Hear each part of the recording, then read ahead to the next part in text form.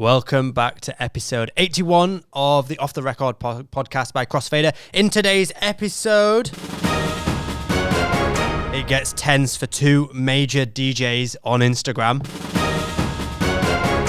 Crossfader gets a new team member. Danny's brain is about to get melted in this week's chart challenge. And 5 red flags all DJs should avoid in the DJ industry. Let's roll the intro. Music, industry talk, stories, equipment and more. We are Crossfader and this is off the record. Off the record. Off the record. Now then, welcome back to another episode of Off the Record. You may notice that this voice sounds different to begin with. Remember down. There he is. Lawrence is away. He's off playing golf in... Where's he gone? Turkey. He's playing golf in Turkey, living it up, without the kids, without anyone, just with his mates playing golf. So that's why you've got me, Jamie, leading the show today. And me, Danny, as backup dancer. There we go. And we swapped roles. Danny's now controlling the laptop and checking out the comments. I'm leading the show. It's going to be an interesting show. So, like I said, there's some interesting news that's gone down recently in the DJ industry. But we like a bit of gossip, don't we? As DJs, we're always watching all the beef that evolves on social media. And people love to, sit and get the popcorn out and watch. Always. So recently, James Hype put a video out on Instagram. Basically, Deadmau5 has said in the past about DJs playing pre-recorded sets and sort of slating it and saying that DJs at EDC, is there anyone that even plays a live set at EDC? And I think it sort of just got some wires crossed. And James Hype put this video out on Instagram sort of saying, look, here's the proof that, I play a live set, which we all know he does. Like the amount of trickery that goes into his sets, it's very obvious that it's live. But it was kind of this weird thing where Deadmau5 then popped up on and was like, dude, I wasn't aiming this specifically at you. And then there was a thread, and then Afrojack's there, like with the emojis in the comments. Lay back Luke's like, I'm waiting for this to like unfold. And it was quite an interesting thing that evolved. Yeah, because it's quite nice seeing these big DJs all kind of just be social media people. Just be really like open on social media and actually chat to each other. But then there was this follow-up of like Deadmau5 saying, I sent you a message ages ago actually, and I never got a reply, and I think it might still be in your unreads or in your your hidden inbox or something. Yeah. So almost like there was a multiple. It wasn't just like there was layers to one reply. There were layers to it. So it was an interesting thing. And then off the back of that, just literally yesterday, I think this has obviously escalated, and James Hype's put a video out on his YouTube about what he really thinks about pre-recorded sets. It's always a big talking point, isn't it? Always, yeah. I think but why do you think there are pre-recorded sets?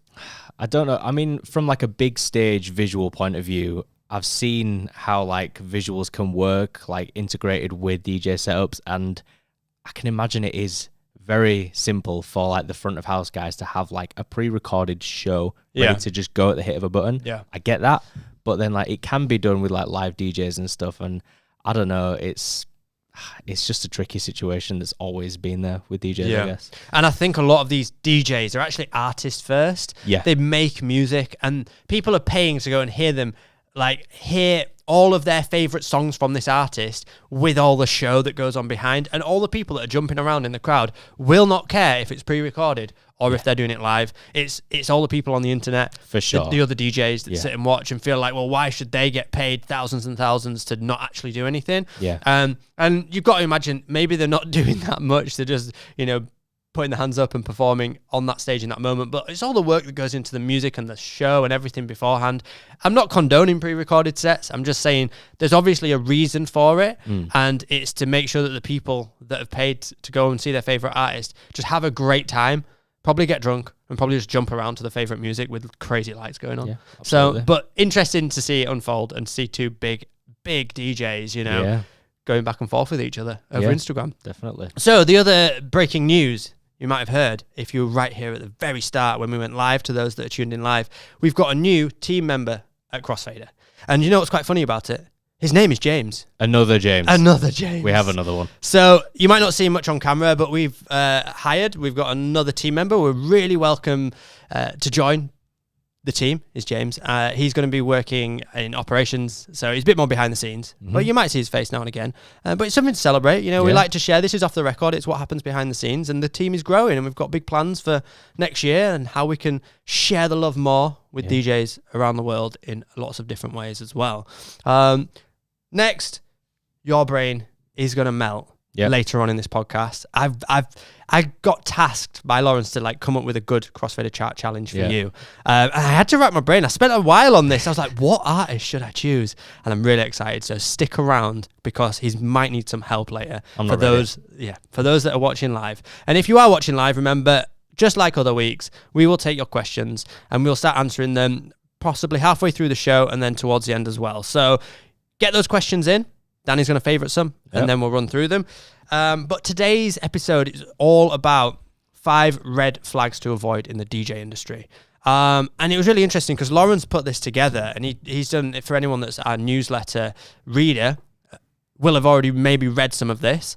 But he put this newsletter together, and it got me thinking when I read it as well. And I was like, actually, these are very valuable points that any beginner DJ going into the industry and getting those first gigs needs to just be aware of, because thinking back to my career, they definitely brought up some things for me of like, oh yeah, I've fallen into that trap. Or, yeah, that happened a few times to me. So let's try and avoid them. So we're going to run through them and we'll have a chat about them. Danny, so number 1, promoters who want you to play for free, or promoters who are way too involved. Yeah. So this is common, really, isn't it? Because absolutely, a promoter's always wanting to get something for nothing. You know, they're always wanting to cut their costs down. Yeah. And there's a lot of even pay to play at the moment as well, where you literally have to sell tickets to get. I mean, the pay to play thing's very new, isn't it? I mean, you and me definitely never had that in the past. It was more with, I don't know, with playing for free. I feel like when you're a new DJ, it's just part of like, it's like your rite of passage in a way. It's like, you've just got to do it. Like you're getting your name out there. You don't know anything really. You know, all you've done is your bedroom and you're trying to get through and break through. And I think to do the free gigs, you have to do it, but there's got to be a point. Like that's the important thing. It gets to a point where promoters will start to take the mick a little bit and be like, he'll do it for free. Yeah. And you've got to decide where that cutoff point is. You've got to say, okay, am I going to do 1 or 2 or 3 gigs for free? But you've got to decide that early on, because it's very easy to get caught in this mind frame of like, well, I'm loving the gig and I don't want to lose it, and I'll just keep doing it for free because it's great. And then suddenly it's like, if word gets out about that, then other promoters are like, well, why should I pay you, you know? And it's just, you don't want to find yourself in that tricky situation. The other flip side of it is, if the promoter is not willing to pay anything after the 2 or 3 weeks, then do they really value what you're bringing to their event and value you as a DJ? Or are they just looking for something or someone cheap and they don't care who it is? And do you want to be that person or not? So just watch out for it. Again, we're not saying say no to any free gig. We're saying just it can be a red flag for the type of people you want to work with. Just watch out for it. And also, the sideline to that is promoters that are too involved. It's kind of a part B to this. A lot of the time, promoters can get way too involved in like what the music is, you know, send you Spotify playlists and want you to stick to that exact playlist. And we might have spoke about this a bit on the podcast before, but just be aware of that, because if they're almost wanting to do the job of a DJ but not stand behind the decks, it can also be a red flag, because they're taking so much control over what they want the night to be and actually not putting much trust in the people they're hiring. So again, take the inspiration. If they send you Spotify playlists and things, have a dialogue with them and say, thanks for the playlist. You know, I hope this is a license for me to take some inspiration from it and play off the back of that and expand on it. It's not just a set list for the night. So have you ever had like promoters give you set music to play? Yeah. So, I mean, in the past, I've had promoters that have been a little bit too on it, and they've been like, you know, kind of stood behind you in the DJ booth, almost like looking over your shoulder. And it's like, it's added pressure as a DJ as well, I think. And especially when you're new to it, you know, you want to kind of like find your feet a little bit yourself just as a DJ. And I think to have someone looking over your shoulder can really be a lot on you. We did actually have a funny situation with this when I first started DJing. I don't know if you remember, this was a long time ago, but I sent a mix to a promoter who was looking for a very specific DJ, and he was interested, and he asked me for a mix, and I sent a mix to this promoter, and he came back and he dissected the whole mix and be like, this song's good, this song's good, this song's good, but we don't want this song in here. And it's like, I think when a promoter's like that, you should just kind of walk away. Yeah, I think it got to the point where they were getting so intense with it. Like, well, why don't you just DJ your own event? Like, you obviously know exactly the specific songs you want to play.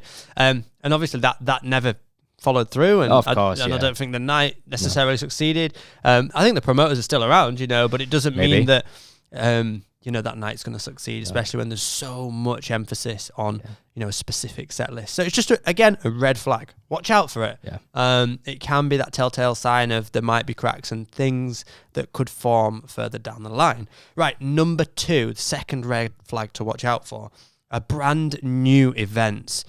Again, this is something whereby a lot of new DJs might come across this, because a lot of opportunities come from new clubs opening, new events starting by promoters, new promoters entering the scene. All these things provide new opportunities for the DJ scene, which is great, but watch out, because you've got to think, who's behind this venue and club?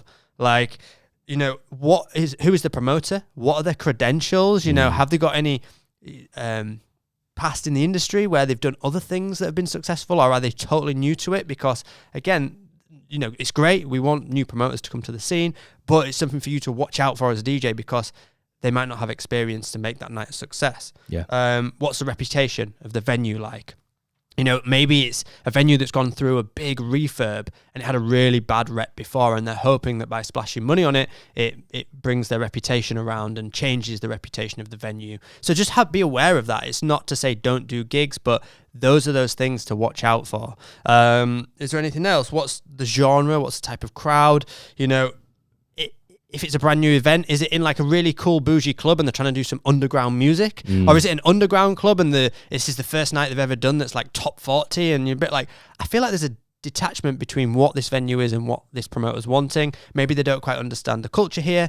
Or maybe the night just, the venue needs an extra night that is totally different to the rest of their nights, which makes sense. Mm-hmm. But something to watch out for is, brand new events to your city and club. They can provide great opportunities. They can, yeah. We're not saying don't go and take them, because, firsthand I've had nights that have been brand new, and then I've ended up playing at that as a residency for a good few years. Like, sometimes they do stand the test of time, but there can be a flip side where it isn't successful. Yeah. Some of my best residencies came from brand new events where promoters that I'd worked with previously were expanding and launching new events further afield, or even in the same city but a total different style of music, for example. And they were really committed to it, and I managed to, one of the bonuses of that is being in from the start of a new event is you really curate the experience of the growth of that event, musically especially. So that's a big thing, is that, like we said, don't just shun this. It's just one of those things to watch out for. Another point on this is, have a look at what the entry price is. Is it a free entry place? Have they got tickets to pay to get into this place? What are the vibe? Because that might change what you charge as well. And you might think, okay, well, this venue only holds 200 people and they're not charging entry in. I can't go in there and charge $500 or £500 because they're probably not even making that, in the first few nights. So you've got to look at it that way as well. Work with the new events and say, okay, this is an opportunity for me. And they're not really charging much, so let's try and do this together and build it together. And maybe say to them, look, if this event becomes successful, can we come to an agreement whereby my wage, can be reviewed and can go up when this night hits X amount of people? And that's something you could set out at the start, especially if it's a brand new event. And it's a good tip for kind of making sure you don't then undercut yourself. The night becomes a success. You're a big part of the success, but you lose out on the success of it. Yeah, so something to watch out for. I've had that before. Some of my favorite gigs, I started and I didn't know if they were going to last. And I knew that the promoter couldn't afford much. I went in with a price, but then the night got really successful and then it got really awkward to ask for a pay rise. Yeah. And I'm stuck this is awkward and I really love the event and I don't want to leave it, but I've kind of had this wage now for over a year and it's now awkward to kind of bring it up. And that was just lack of confidence at the time as a DJ. So I'd say that's, something to watch out for. Okay, red flag number 3. The clubs and bars who charge low drinks prices. Yeah.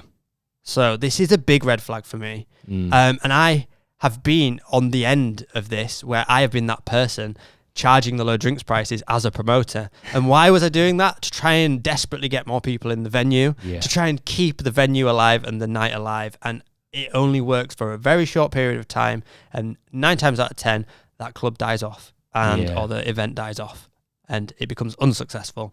And if it's just another red flag, if someone's asking you to come and play for an event and they're charging, $1 drinks, £1 drinks or something, you think, they're trying to get as many people in here as possible with these super low prices. It just doesn't go anywhere but down from there. You can't put the prices back up. So just something to bear in mind. Yep. Have you, do you know what? I've got a story here. So obviously I mentioned I used to run an event and we started lowering the prices. Another event we did used to run, which was about the pricing, was a £10 all you can drink. Now that goes on to, you get people that are absolutely way too drunk in the venue, and it's probably not, it just can't be done anymore, I don't think, because of licensing and just binge drinking.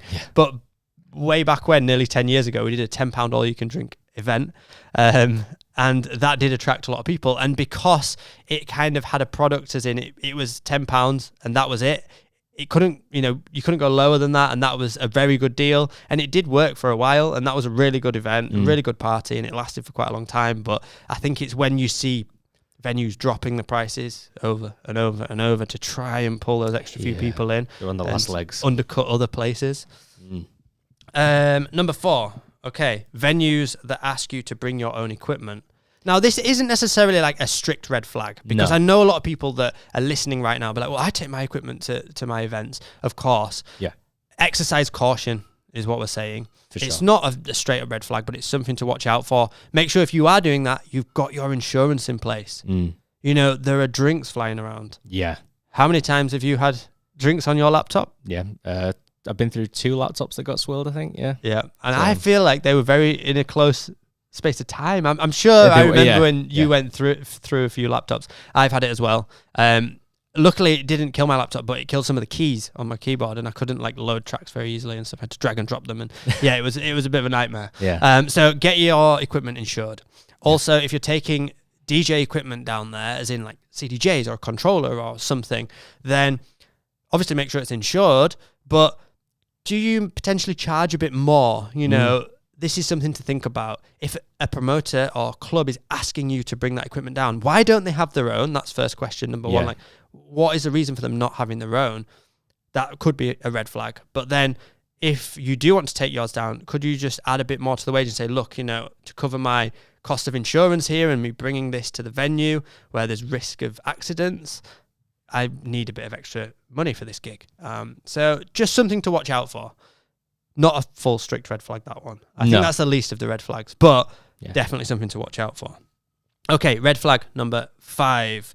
Venues that are too vague about the genre. Yeah. So this one, again, I've had multiple times in my career where you'll get someone who wants to book you as a DJ, and then they're just like, which is great, they're like, yeah, do your thing, but sometimes it's like, well, you need some level of like, this is where the night is trying to be heading. Like, is it wanting to be a bit more underground, or is it wanting to be straight up commercial? It doesn't need to be like it's a house night or it's a hip hop night. It's just, which direction does it need to be going in? And if the promoters are just like, oh, I don't know, just play anything, just go for it. Maybe they don't have the direction for the venue. Maybe they don't have direction as a promoter of what they want to actually achieve with their events and their nights. So again, it's a great opportunity because it gives you that freedom, but also just ask more questions to that promoter. Yeah, I think there needs to be like a good middle ground, because it's like we're saying here, the venues that aren't that on the music, and then you got promoters that are too on the music. I think there needs to be a nice middle ground where you've got understanding, but you're still given that creative freedom of like, at the end of the day, you should be booked to be a DJ, not Spotify. You don't want to be like that exact thing. You need to have your own sort of thing that makes you attractive as a DJ.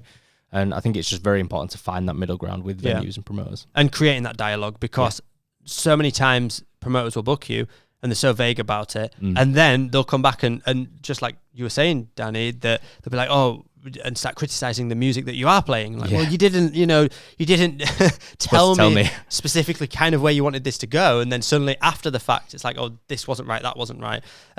So having a conversation, keeping that conversation open. The amount of times that we've sat down in meetings with promoters on a regular basis and said, let's have a music meeting. It's not, where we can pull the promoter aside and go, just talk to me about the music and let's sit down and talk about music and the music direction of this event. Yeah. Not like, how are we going to get more people in, or how is, the night evolving, and who are the staff that you're hiring for it. We don't need to know any of that. What we want to do is help that night thrive musically. So pull the promoter aside away from other meetings and say, can we dedicate some time to just talk about the music here? Recap every year. If it's a residency and you've been in this venue for years and you suddenly think it's starting to get tired, I think there could be room for this to evolve a little bit as an event before it's too late. Then sit down and talk to your manager, promoter, venue staff about this and say, look, I'm feeling that people are getting a bit fatigued with the music that we're playing, and they might, be interested in some slightly new genres introduced. Can we test it this week? Rather than just going and doing your thing. Yeah. And then they're like, what are you doing? So yeah, have that dialogue all the time.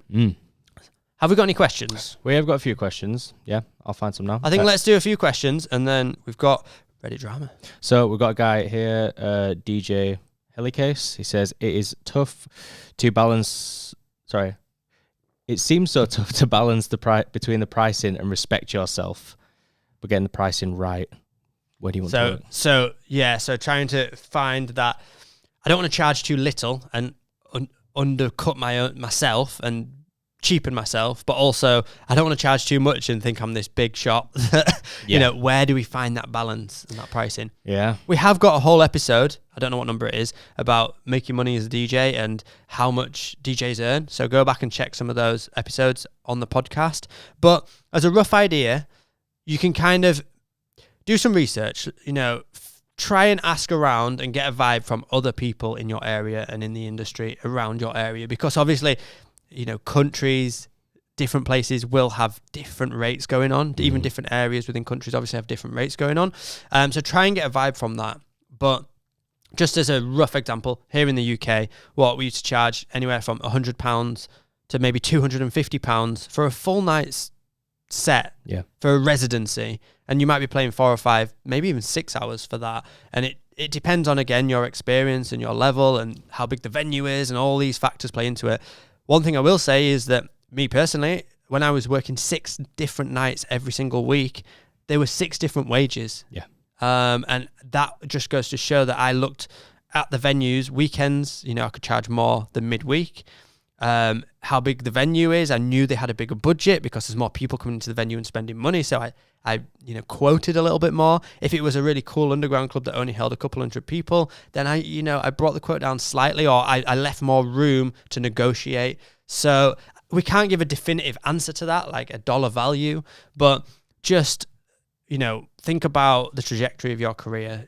Would you be happy with $30 or £30 just to get started? Yeah. But then after 6 months, would you want to be getting, double that, 75 to 100? And then after another 6 months, okay, I want to be getting gigs that are 100 plus.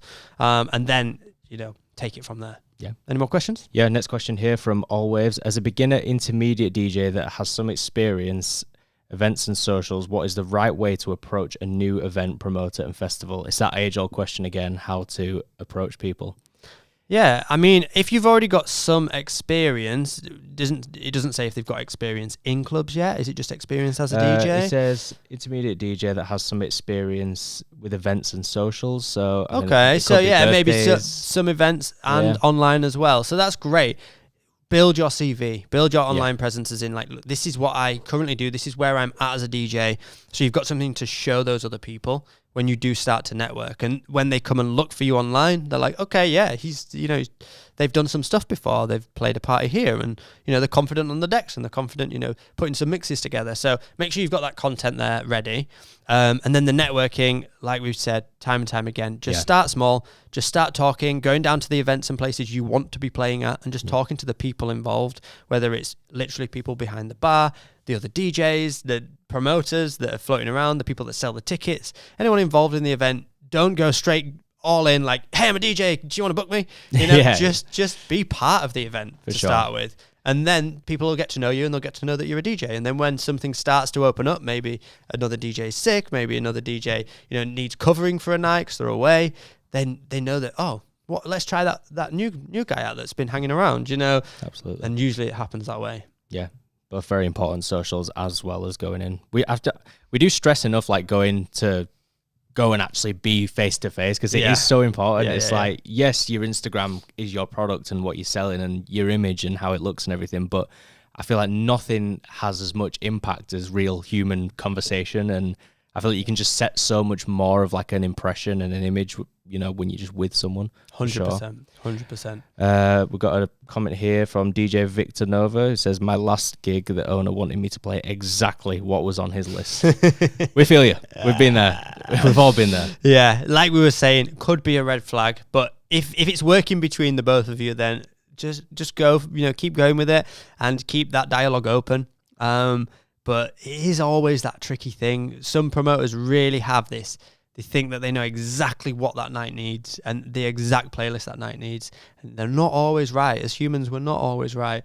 Especially when you're controlling music and playing to a crowd, you start to feel the energy of that and pick up on the energy of that. And just those little nuances of when the crowd's reaction just lifts slightly and you get a bit more of maybe a cheer or a noise when a track drops in. All these things start to build up a catalogue and a profile in your head of what that event is. So tune into that. Tune into the what feedback you're getting from the audience and the crowd that you're playing to.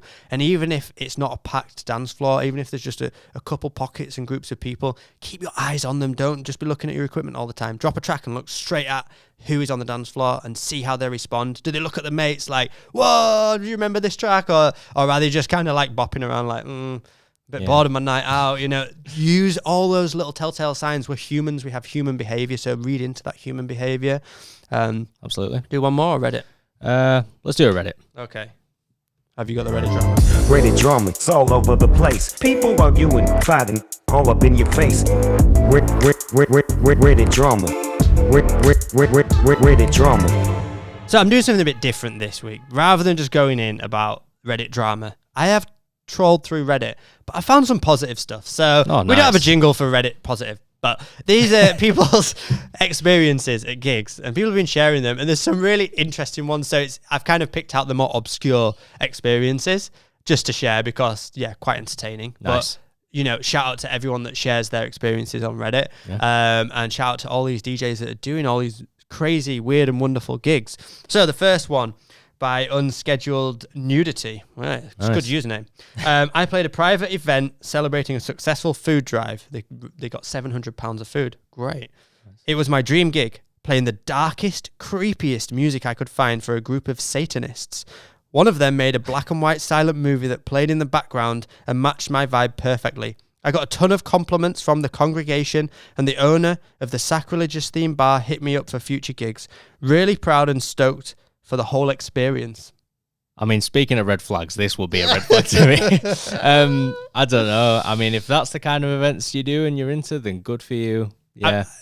You know what? I couldn't have painted that event without seeing it. Like, I can't imagine what it's like.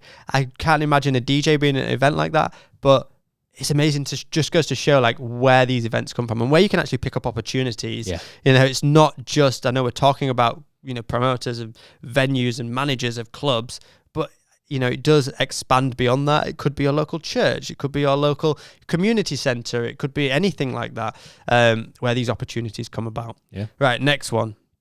So John said, what's your experience? This person just put, freaked out on shrooms once and no one else knew how to set up and get the gear working. Real nightmare, lol. So then someone, but I kind of want to hear this story. Okay, so we'll go in a bit deeper. Took some mushrooms before we hauled all the gear to our spot. Got the gear in place, but the shrooms started hitting halfway through setup. And I got to a point where I really needed to just go outside and chill for a bit. Nobody else was able to finish setting up. And the DJ that was supposed to go on first was like, I don't want to go on first. You go on first. Oh, no. Ended up getting super overwhelmed and got to the point where I was in complete hell and could no longer make any decisions. Oh, my God. I now have better people involved who are fully committed, and I don't take shrooms at raves I'm in charge of. I love it. I love the experience. Do you know what? I've not been there, but I've been there with alcohol. Yeah. I know how it is. Like, you just get too overexcited. Whatever your narcotic of choice is, you get too overexcited with it because you want to have a party, and then you actually shoot yourself in the foot, and you're like, damn. Yeah, it hits you real quick. And you're like, I hope there's some people who are more sober than me around to sort this shit out. So that I like it. Right. Oh, I've lost it now. Let's keep going down. I've got one more. This is amazing. This is a great story. Right. So someone said, I've accidentally started a festival. Help me. Accidentally? Yeah. Right, I need to hear this. I love electronic music, and organising parties was always my hobby. Lately, I've teamed up with some like-minded people, and our latest outdoor party went much better than expected. As usual, we've invited our friends, they invited their friends, and as a result, we've ended up having a full-fledged rave in a forest with 8 DJs and 200 plus party people. Nice. People loved our event and the concept so much that since then, we are bombarded with contacts. The number of people who would like to come is growing every day. So far, we are more than 600 in the guest list, and most of them will come with plus people. We went so viral that some people wish to come even from other cities that are 2+ hours away. We are potentially looking at about 700 to 1,000 people at our next event. Well, that's going to be literally a shit show, because at the first event we didn't have any toilets, no security, nothing, as it meant to be a small forest party rave with friends. Even if we asked everyone to not throw garbage away and to clean up after themselves, we had to collect a ton of garbage at the end. Since we can't handle that 700 to 1,000 people ourselves, we have to get professionals involved. In terms of toilet security and cleaning up, so here I am for advice. Someone with experience in organising events, please tell me, how many portable toilets do you need per 100 people? How many security personnel is needed per 100 people? How many cleaning personnel needed to clean up after 100 people? Do you know what? This is great. It's great. I love that. Yeah. This is like Reddit. Yeah. We're getting the advice here to throw mini festivals. And the thread, I'd recommend people just go on the RDJs thread and you'll find it. Yeah. And go on the thread below this because it's really interesting to see the conversation that evolves, and people saying you need a name, and people saying lost in the woods or found in the woods, and then people are saying, maybe start trying to grow slower, but this is your origin story, man. There's so much support, and like in 10 years' time, we're going to be coming back to this origin story, and there's so much support for this dude, or these people. So I thought that was just super inspiring. Yeah. And I love that organicness of just bringing people together for music. Yeah. It's not about like, oh, let me see how many people I can get there. They've done something for themselves. Words got out because it's been great. Yeah. It's not like, how can we just try and drag as many people as possible to a place and make money? It's like, how can we, express ourselves? Let's go get lost in the woods and throw a rave. And people are aligned with that. And I think that's such an amazing thing. Yeah. I mean, even when you look at like the start of Tomorrowland, like you look at what that was in 2005 or whatever, it was like one stage in the middle of a field. And now look at it. It's like, you don't know where this could go. Good for that person. That's it. Right. So just before we move on to CrossFaders Chart Challenge, don't forget it is Black Friday month. Depending on what company you are, it could be, half a year's worth of Black Friday. But yeah, we're right in the middle of our Black Friday sale, which means 50% off all courses. If you're listening to this, in the next few days after upload, it's still live. Go check it out. We've got courses for all levels, from beginner to intermediate up to advanced in our complete package through the DJ Hub. And we've also got genre-specific courses. So if you just want to mix techno or just want to mix house or hip-hop, we've got you covered. There's scratching courses, tone play, transitions, and many more. You can get the complete package too, which is basically 90% off the retail value of all the courses. You pay once and you get access to everything for lifetime and all our future courses. So after that plug, let's get stuck in to CrossFaders Chart Challenge. Right, let's see if I've got some volume on this. Yeah, we do. Right, so this week's Chart Challenge, I've been excited about this, like I said at the start of the show. Danny, I'm going to do sub-focus. Oh my, right. Yeah. See, this is, It's going to be tricky. Already. So just get a notes up on my laptop or your phone. Or we need a 1 to 7, don't we? We need a 1 to 7. I've got 7 tracks here. I don't know what order I'd even put them in. I struggled to narrow it down to 7 tracks when I was planning this. Now think about it before we get started. Right. You might want help from the listeners here. So if you're listening along, play along. put what number you'd put this in from 1 to 7. 1 being, you know, the absolute top tune. You can't move the position once it's set. So I'm going to play the 7 tracks, and once they're in, they're locked in place. For those regular listeners, I bet they're just itching to get going. But I want to make sure the rules are clear. Are you ready, Danny? Ready as I'll ever be. Okay. Right. First one. I'm just going to keep skipping through them. Okay. Right. We want the drops, don't we? Yeah. Yeah, I know this one. This is Solar System by Subfocus.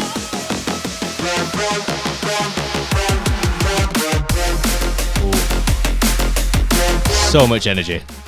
So much. Do you know what? I'm going to put this at 4. 4. Solar Yeah. System by Subfocus. Okay. Right. Yeah, I started with one that's not too obvious. Yeah. I don't know if it'll throw you out or if that's a good thing or I'm not. pretty Anyway, happy with that. next one. Yep. So there's a massive part of me that's like, number one. Yeah. But, Why? oh, Why? Just 'cause it's just like an anthem, isn't it? It Like, is, yeah. Do you know what? Like, I saw Subfocus on this tour when he released this album, and it was still to this day like one of the best shows I've ever been to. See, I remember you telling me this, and that's why I chose Subfocus. It's I thought it's got unbelievable. like emotional attachment to I do. it. Give it away. Yeah. What a tune. Shall we get to the drop? Oh my What a vibe. god. Like instant goosebumps on the back of my neck. As Right, well. so Tidal Wave, Subfocus. Where are you placing this in the chart? 2. 2. Yeah. Why? Hey. See, this is the struggle. And do you know what? Last week was the first week on the because Lawrence did Chasing Status for me. Yeah. And I'm a big fan of Chasing Status. And it was the first time I think I committed something to the number 1 spot before it was the end of the. I might do. Because we always end up with 1 and 7 empty. Yeah. But you know. That was a close Anyway. one, I must say. So Tidal Wave. Yeah. Next one. This Oh. is throwing it back. Subfocus. Turn Back Time. Turn Back Time. Yeah.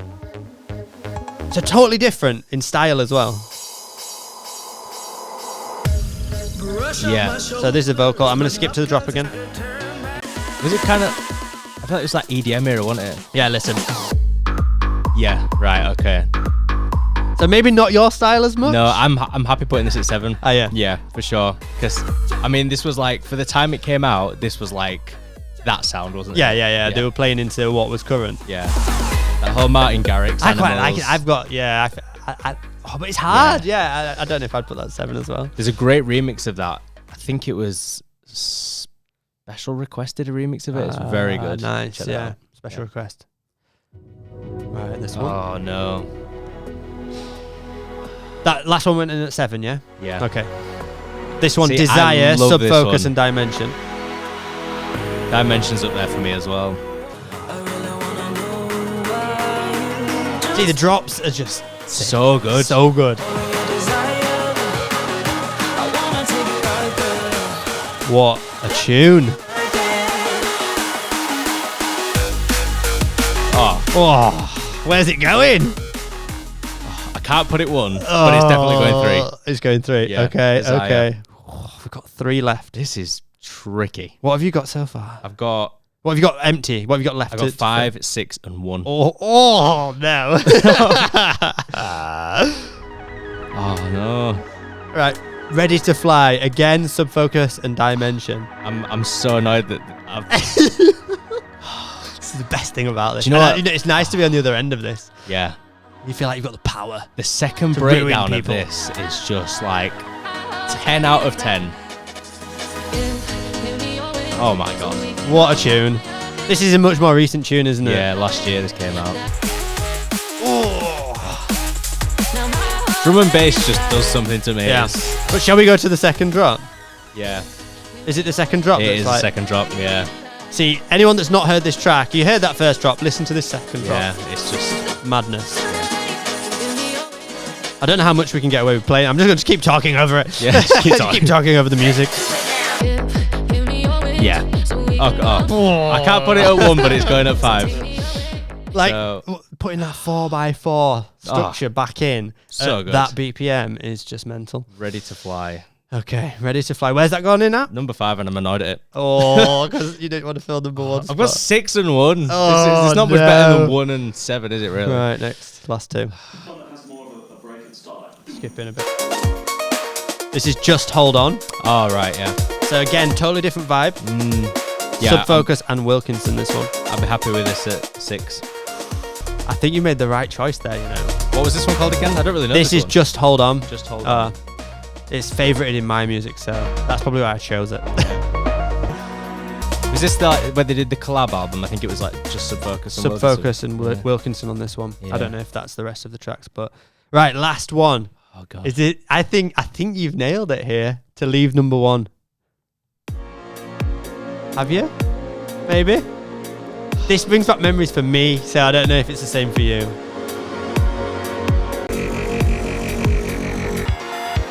This is like original OG Subfocus. It is. I'd have put Was it this potentially on the first album or first release? I don't even know. Like the colourful wheel one. Yeah. Go back to the drop. Is it number 1 for you though? I'd have put this at 2 if I could do it again. Could be real. Oh dear. But it's like, yeah, I mean, I have such a love for dubstep as well. Let's get the drop. Yeah. Bangers, just bangers. I'm mean, kinda bravo, happy with- yeah. Subfocus. Thank you for bringing such an eclectic range of music Absolutely. to our ears for so many years. Yeah. And I'm always excited when a new one drops. I'm like, I wonder where they're going with it this time. You know, because Always. they've done house, they've done EDM, they've done drum and bass, they've done dubstep. So yeah, interesting. I'm pretty happy with that. Good. Do you want to read them out? Yeah, so number 1 was Could Be Real. Number 2, Tidal Wave. Number 3, Desire. 4, Solar System. 5, Ready to Fly. 6, Just Hold On. And 7, Turn Back Time. Nice. Pretty happy. Right, you haven't had a chance to look at the comments, really, have you? Not really. I did favourite a few just Right. before we started. If you've got some favourites, let's go through some of them.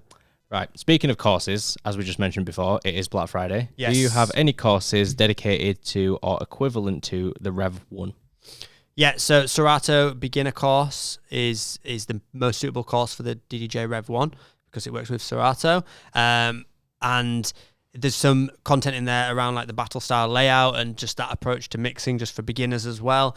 So that's definitely the best course to go for if you've got the Rev 1. Yeah. Another one is, would you recommend me buy a Flex 4 as a beginner? Yes. Absolutely. That is. I think we get this question like every week. We so do. to the listeners that listen to us week in, week out, we're sorry that you hear the word Flex 4 so many times. Yeah. But honestly, like I really enjoy playing on it. Yeah. And it's just so convenient that it works with everything. It's And so it does easy. everything you need as a beginner. The one downside I'd say, but then it's not really a downside because it works with Serato anyway, is I feel like the Rekordbox software is more complex to get your head around than Yeah. Serato DJ Lite, which is like the free version of Serato. So that's where like the Rev 1, because it works with Serato DJ Lite, if you're a total beginner DJ who's never touched equipment before, that entry into the software side of things is much easier with Serato, where there's a bit more of a hurdle, I feel, with Rekordbox. Just there's a bit more going on with it, but don't let that, Flex 4 is great. Yeah. Right. A couple more. I'm warming up the dance floor this Saturday, 1 hour slot between 9 and 10 p.m. I will be playing second. Is there any red flags to be aware of for this? Ooh, thanks for bringing it back to the theme as well. Nice, So yeah. they're warming up the dance floor. They've got a 1 hour slot from 9 till 10 p.m. They're playing second as well, so it's not the first. Yeah, so they're playing after someone else. What I would say is just watch out for what that first DJ is playing. Try and get there to listen to their set so that you don't, play the same tracks.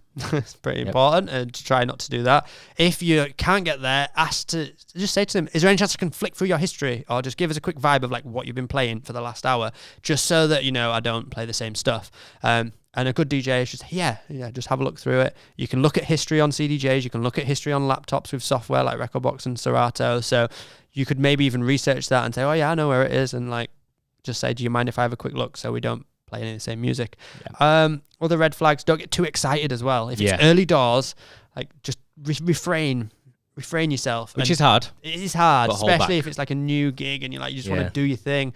But if you make the DJ following you, the main DJ, have a great set and look good and sound good, the promoter and that DJ will thank you way more than if you just have a great night that one night. I guarantee you'll have many more nights to come if you can really warm that event up and do the right job for that time, not just what you want to do for yourself and your own ego. So that's probably my other Absolutely, yeah. Red flag or advice for that. Speaking of warm-ups as well, this is a good question here. What is better, opening for a big event when it's a bit empty or closing a small/medium event? I'm doing both and both in one night at the weekend. All right, so he's got both gigs coming up. One where so he's split opening. the night, so the first half of the night he's doing a big event, but warming up, and then he's moving to another venue, I'm guessing, and doing a small venue. I used to love doing this as DJ. Yes. When you got 2 events in one night and you just suddenly like, right, you switch out of one mind frame and you're like, right, I'm into the next one. And it's, I don't know, there's something quite exciting it's about like it's double the work, but you're doubly excited. It's great. It is. And there's something awesome about going into a venue where you know that everyone in there has been on this epic journey and they're probably all sweating and they're like, I'm so into it, smaller venue, a bit more intimate. And then you go in there and you've got to like just finish their night for them. Yeah. And there's something so special about that. It's my favorite thing is closing a night. Yeah. Because usually if it's been done well, the crowd are just in the palm of your hand and they will just lap it up, and you can really experiment with that journey that you're taking them on. And they should be, well and truly warmed up, probably quite drunk. And you can just have fun with it. Yeah. Don't be too serious either. Like, don't be afraid to just throw some wild cards in there towards the end of a night, because it's the end of the night. Like, you just let people have fun and remember, when that night finishes, you want them to walk away going, I can't believe you just played that. Like, that was awesome, rather than I've just, heard a 4x4 beat over and over and now I'm really fatigued and tired because I've danced to the same BPM over and over and I'm past it and I need to have a sleep on the way home. For sure, yeah. So just think about those wild cards is what I'd say. I think both of them would be good fun. Like, some of the most fun I've ever had DJing have both been closing and warm-ups. So, yeah. For sure. Last little question is, where's Lawrence? Oh. They missed the start. He's not here. He's gone. Yeah. No, he's playing golf in Turkey. He's got a few days off. Living up the high life, Yeah. playing some golf. He'll be back next week. Don't worry. And thank you for listening, everyone that's locked in live. It's been great. And for bearing with just me and Danny. Sorry that you didn't have Lawrence. But he'll be back next week. And remember, it is Black Friday. You're probably already aware. But it's 50% off everything. We've got to shout about it. Otherwise, we wouldn't be doing our job right, would we? So go check out wearecrossfader.co.uk and check out the offers that we've got on across all of our DJ courses if you want to level up your skills today, this year, for the rest of this year, next year, anytime. We've got you covered. Right. Peace out.